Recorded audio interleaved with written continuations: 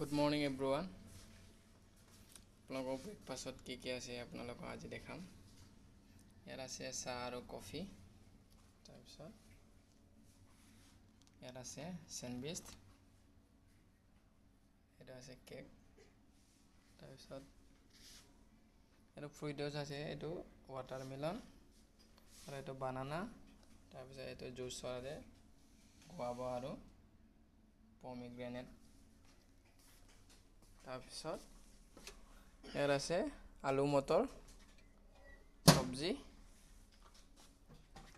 ইয়াত আছে ইডলি। ইয়াত আছে চাম্বাৰ। এইটো আছে কৰ্ণ। এইটো হৈছে